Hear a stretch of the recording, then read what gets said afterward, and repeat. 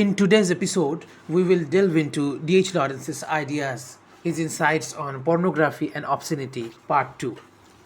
In the first episode, if you have not gone through it, he started with a very provocative sentence that if a woman hasn't got a tiny streak of a harlot in her, she is a dry stick as a rule. And probably most harlots had somewhere a streak of womanly generosity. So we will start from his discussion that we left from the previous part. For this reason, there is an element of pornography in nearly all 19th century literature, and a very many so called pure people have a nasty pornographical side to them. And never was the pornographical appetite stronger than it is today. It is a sign of a diseased condition of the body politic. But the way to treat the disease is not puritanism and more puritanism. That only covers up the tumor and make it fester worse. The only way is to come out into the open with sex and sex stimulus. The real pornographer truly dislikes Boccaccio because the fresh, healthy naturalness of the Italian storyteller makes the modern pornographical shrimp feel the dirty worm he is. Today, Boccaccio should be given to everybody, young or old, to read if they like. Only a natural, fresh openness about sex will do us any good. Now we are being swamped by secret or semi secret pornography. And perhaps the Renaissance storytellers, Boccaccio, Lasca, and the rest, are the best antidote we can find now, just as more plasters of Puritanism are the most harmful remedy we can resort to. The whole question of pornography seems to me a question of secrecy. Without secrecy, there would be no pornography. But secrecy and modesty are two utterly different things. Secrecy has always an element of fear in it, amounting very often to hate. Modesty is gentle and reserved. Today, modesty is thrown to the winds even in the presence of the grey home secretaries. But secretary is hugged, being a vice itself. And the attitude of the grey one is, dear young ladies, you may abandon all modesty so long as you hug your dirty little secret. This dirty little secret has become infinitely precious to the mob of people today. It is a kind of hidden sore or inflammation which, when rubbed or scratched, gives off sharp thrills that seem delicious. So the dirty little secret is rubbed and scratched and more till it becomes more and more secretly inflamed, and the nervous and psychic health of the individual is more and more impaired. One might easily say that half the love novels and half the love films today depend entirely for their success on the secret rubbing of the dirty little secret. You can tell this sex excitement if you like, but it is excitement of a secretive, furtive, short, quite special. The plain and simple sex excitement, quite open and wholesome, which you find in some Boccaccio stories, is not for a minute to be confused with the furtive excitement aroused by rubbing the dirty little secret in all secrecy in modern bestsellers.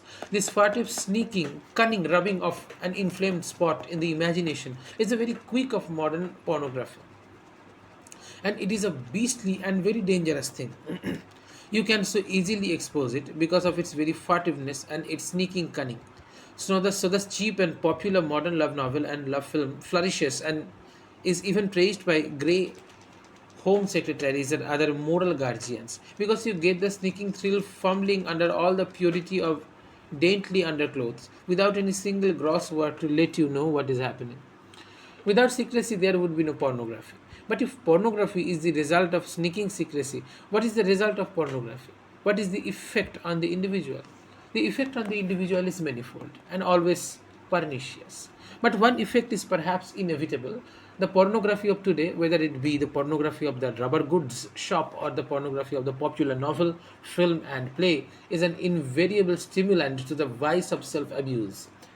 Onanism, masturbation, call it what you will, in young or old, man or woman, boy or girl, modern pornography is a direct provocation of masturbation. It cannot be otherwise.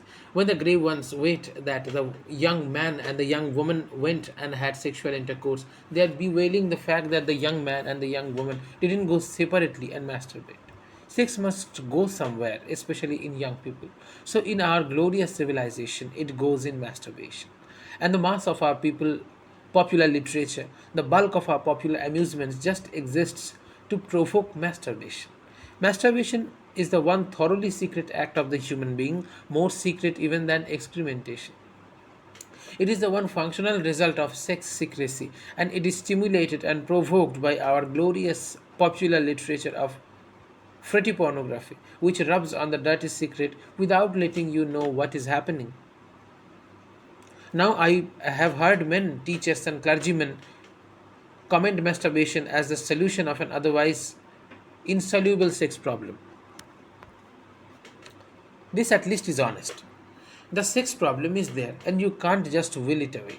There it is, and under the ban of secrecy and taboo in mother and father, teacher, friend, and foe, it has found its own solution, the solution of masturbation. But what about the solution? Do we accept it? Do all the grey ones of this world accept it? If so, they must now accept it openly.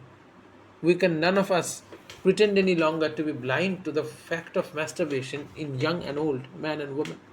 The moral guardians who are prepared to censure all open and plain portrayal of sex must now be made to give their only justification. We prefer that the people shall masturbate. If this preference is open and declared, then the existing forms of censorship are justified. If the moral guardians prefer that the people shall masturbate, then their present behavior is correct and popular amusements are as they should be. If sexual intercourse is a deadly sin and masturbation is comparatively pure and harmless, then all is well. Let things continue as they are now. Is masturbation so harmless though? Is it even comparatively pure and harmless? Not to my thinking. In the young, a certain amount of masturbation is inevitable, but not therefore natural. I think there is no boy or girl who masturbates without feeling a sense of shame, anger, and futility. Following the excitement comes the shame, anger, humiliation, and the sense of futility. This sense of futility and humiliation deepens as the years go on into a suppressed rage because of the impossibility of escape. The one thing that it seems impossible to escape from once the habit is formed is masturbation. It goes on and on into old age, in spite of marriage or love affairs or anything else. And it always carries this secret feeling of futility and humiliation. Futility and humiliation. And this is perhaps the deepest and most dangerous cancer of our civilization. Instead of being a comparatively pure and harmless vice, masturbation is certainly the most dangerous sexual vice that a society can be afflicted with in the long run. Comparatively pure it may be, purity being what it is, but harmless. The great danger of masturbation lies in its merely exhaustive nature. In sexual intercourse, there is a give and a take. A new stimulus enters as a native stimulus departs. Something quite new is added as the old surcharge is removed. And this is so small in all sexual intercourse where two creatures are concerned, even in the homosexual intercourse, but in masturbation there is nothing but loss. There is no reciprocity, there is merely the spending away of a certain force and no return. The body remains, in a sense, a corpse after the act of self abuse. There is no change, only deadening. That is what we call dead loss. And this is not the case in any act of sexual intercourse between two people. Two people may destroy one another in sex, but they cannot just produce the null effect of masturbation. The only positive effect of masturbation is that it seems to release certain mental energy in some people. But it is mental energy which manifests itself always in the same way in a vicious circle of analysis and impotent criticism, or else a vicious circle of false and easy sympathy, sentimentalism. The sentimentalism and the niggling analysis, often self analysis, of most of our modern literature is a sign of self abuse. It is the manifestation of masturbation, the sort of conscious activity stimulated by masturbation, whether male or female. The outstanding feature of such consciousness is that there is no real object, there is only subject. This is just the same whether it be a novel or a work of science. The author never escapes from himself, he pads along within the vicious circle of himself. There is hardly a writer living who gets out of the vicious circle of himself, or a painter either. Hence the lack of creation and the stupendous amount of production. It is a masturbation result. within the vicious circle of the self. It is self absorption made public. And of course, the process is exhaustive. The real masturbation of Englishmen began only in Victoria's reign. It has continued with an increasing emptying of the real vitality and the real being of men. Till now, people are little more than shells of people. Most of the responses are dead. Most of awareness is dead. Nearly all the constructive activity is dead, and all that remains is a sort of a shell, a half empty creature fatally self preoccupied and incapable of either giving or taking. Incapable either of giving or taking in the vital self, and this is a masturbation result. Enclosed within the vicious circle of the self, with no vital contacts outside, the self becomes emptier and emptier till it is almost a nullus, a nothingness. But null or nothing as it may be, it still hangs on to the dirty little secret, which it must still secretly rub and inflame. Forever the vicious circle, and it has a weird blind will of its own. One of the most sympathetic critics wrote, if Mr. Lawrence's attitude to sex were adopted, then two things would disappear, the love lyric and the smoking room story. And this, I think, is true. But it depends which love lyric he means. If it is the who is Sylvia, what is she, then it may just as well disappear. All that pure and noble and heaven blessed stuff is only the counterpart to the smoking room story. One can see the elderly gentleman laying his hands on his head of the pure maiden and praying God to keep her forever so pure, so clean and beautiful. Very nice for him. Just pornography.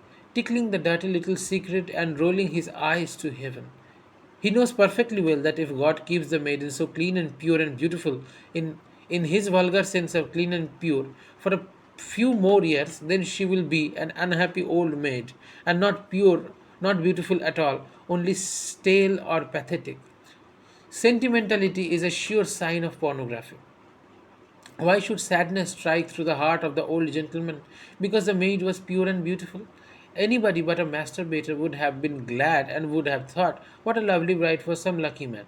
But no, not the enclosed pornographic masturbator. Sadness has to strike into his beastly heart. Away with such love lyrics. We have had too much of their pornographic poison, tickling the dirty little secret and rolling the eyes to heaven. But if it is a question of the sound love lyric, my love is like a red, red rose, then we are on other ground. My love is like a red, red rose only when she is not like a pure, pure lily. And nowadays the pure, pure lilies are most festering. Anyhow. Away with them and their lyrics. Away with the pure, pure lily lyric. Along with the smoking room story, they are counterparts, and the one is as pornographic as the other. Is really as pornographic as Dirty Story. Bloom, tickling the dirty little secret and rolling the eyes to heaven. But oh, if only Robert Burns had been accepted for what he is, then love might still have been like a red, red rose. The vicious circle, the vicious circle. The vicious circle of masturbation, the vicious circle of self consciousness that is never fully self conscious, never fully and openly conscious, but always harping on the dirty little secret. The vicious circle of secrecy in parents, teachers, friends, everybody. The specially vicious circle of family. The vast conspiracy of secrecy in the press, and at the same time, the endless tickling of the dirty little secret, the endless masturbation, and the endless purity, the vicious circle. How to get out of it? There is only one way, away with the secret, no more secrecy. The only way to stop the terrible mental itch about sex is to come out quite simply and naturally into the open with it. It is terribly difficult, for the secret is cunning as a crab. Yet the thing to do is to make a beginning. The man who said to his exasperating daughter, my child, the only pleasure I ever had out of you was the pleasure I had in begetting you, has only done a great deal to release both himself and her from the dirty little secret. How to get rid of the dirty little secret? It is, as a matter of fact, extremely difficult for us secretive moderns. You can't do it by being wise and scientific about it, like Dr. Marie Stopes. Though to be wise and scientific like Dr. Marie Stopes is better than to be utterly hypocritical, like the grey ones. But by being wise and scientific in the serious and earnest manner, you only tend to disinfect the dirty little secret and either kill sex altogether with too much seriousness and intellect, or else leave it a miserable, disinfected secret. The unhappy, free, and pure love of so many people who have taken out the dirty little secret and thoroughly disinfected it with scientific words is apt to be more pathetic even than the common run of dirty little secret love. The danger is that in killing the dirty little secret, you kill dynamic sex altogether and leave only the scientific and deliberate mechanism. This is what happens to many of those who become seriously free in their sex, free and pure. They have mentalized sex till it is nothing at all, but a mental quantity. And the final result is disaster every time. The same is true in an even greater proportion of the emancipated bohemians, and very many of the young are bohemian today, whether they ever set foot in Bohemia or not. But the Bohemian is sex free. The dirty little secret is no secret either to him or her. It is indeed a most blatantly open question. There is nothing they don't say. Everything that can be revealed is revealed, and they do as they wish. And then what? They have apparently killed the dirty little secret, but somehow they have killed everything else too. Some of the dirt still sticks, perhaps. Sex remains still dirty, but the thrill of secrecy is gone. Hence, the terrible dreariness and depression of modern Bohemia and the inward dreariness and emptiness of so many young people of today. They have killed, they imagine, the dirty little secret. The thrill of secrecy is gone. Some of the dirt remains, and for the rest, depression, inertia, lack of life. For sex is the fountainhead of our energetic life, and now the fountain ceases to flow. Why? For two reasons. The idealists along the Mary Stopes line and the young bohemians of today have killed the dirty little secret as far as their personal self goes, but they are still under its dominion socially. In the social world, in the press, in literature, film, theatre, wireless, everywhere purity and the dirty little secret reign supreme. At homes, at the dinner table, it is just the same.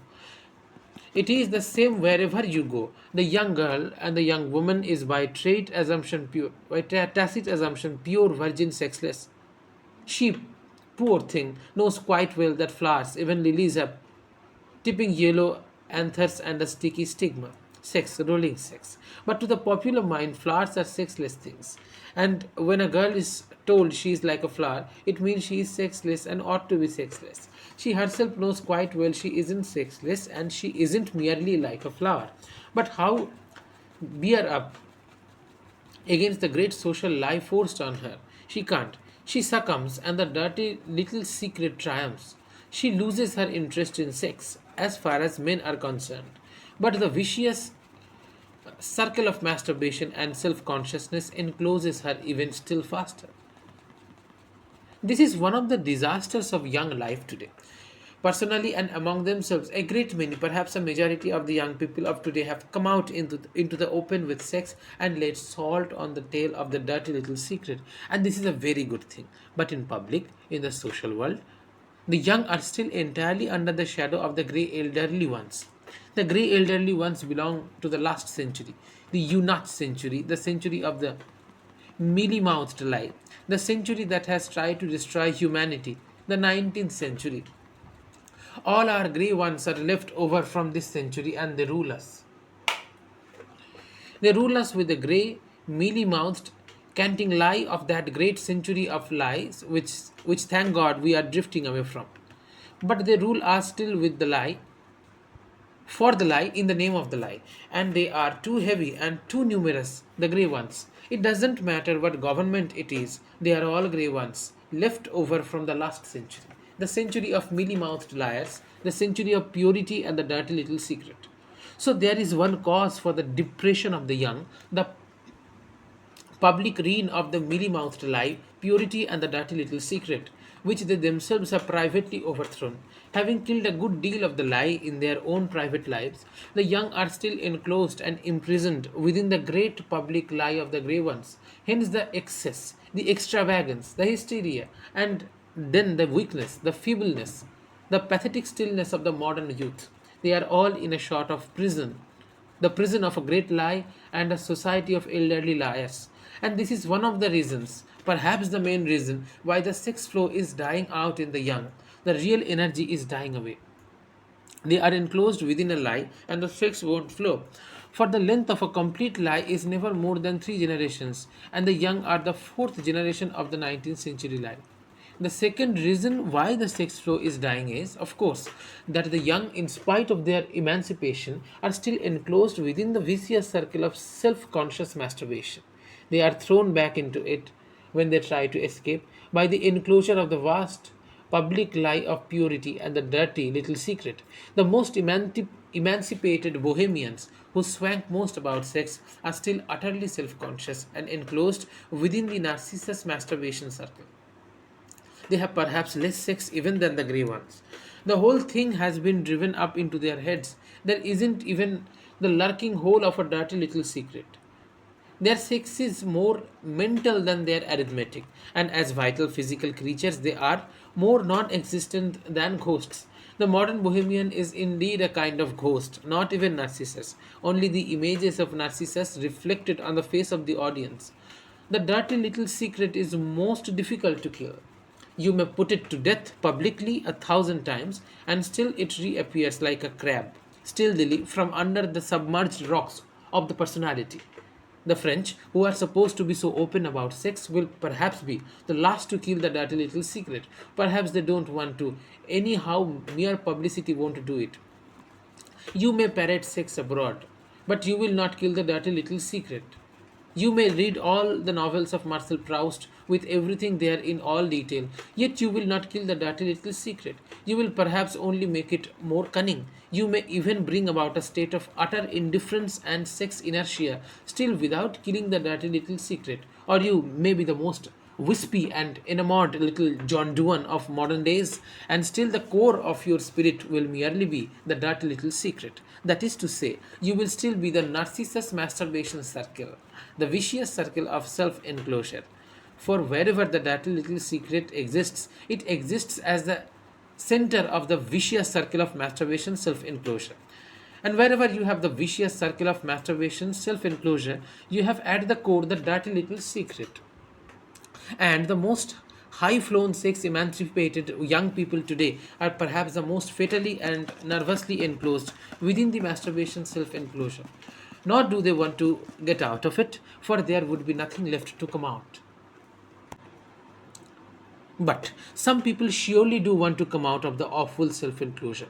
Today, practically everybody is self conscious and imprisoned in self consciousness. It is a joyful result of the dirty little secret. Vast numbers of people don't want to come out of the prison of their self consciousness. They have so little left to come out with. But some people surely want to escape this doom of self enclosure, which is the doom of our civilization. There is surely a proud minority that wants once and for all to be freed of the dirty little secret. And the way to do it is first to fight the sentimental lie of purity and the dirty little secret wherever you meet it, inside yourself or in the outside world. Fight the great lie of 20th century, of the 19th century, which has soaked through our sex and our bones. It means fighting with almost every breath, for the lie is ubiquitous. Then, secondly, in his adventure of self consciousness, a man must come to the limits of himself and become aware of something beyond him.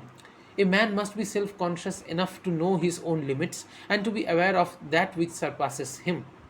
What surpasses me is the very urge of life that is within me, and this life urges me to forget myself and to yield to the starring half born impulse to smash up the vast lie of the world and make a new world. In my life, if my life is merely to go on in a vicious circle of self enclosure, masturbating self consciousness, it is worth nothing to me. If my individual life is to be enclosed within the huge corrupt lie of society today, purity and the dirty little secret, then it is worth not much to me. Freedom is a very great reality. Freedom is a very great reality, but it means above all things freedom from lies. It is first freedom from myself, from the lie of myself, from the lie of my all importance, even to myself. It is freedom from the self conscious masturbating thing I am, self enclosed. And second, freedom from the vast lie of the social world, the lie of purity and the dirty little secret. All the other monstrous lies lurk under the cloak of this one primary lie.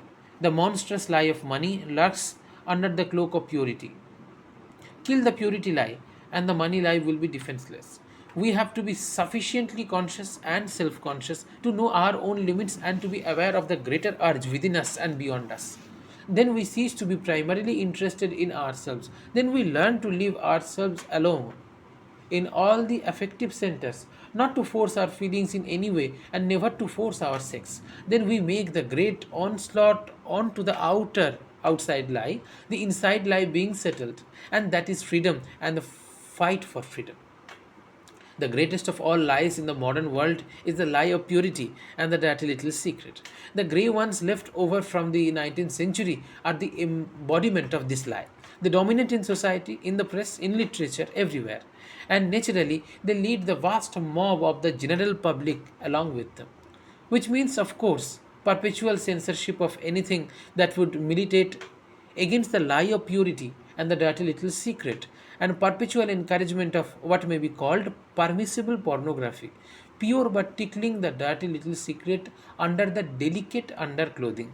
The grey ones will pass and will commend floods of evasive pornography and will suppress every outspoken word. The law is a mere figment. In his article on the censorship of books in the 19th century, the new Viscount Brentford, late Home Secretary, says, "Let it be remembered that the publishing of an obscene book, the issue of an obscene postcard or pornographic photograph are all offences against the law of the land, and the Secretary of State, who is the general authority for the maintenance of law and order, most clearly and definitely cannot discriminate between one offence and another in discharge of his duty." So he winds up ex cathedra and infallible.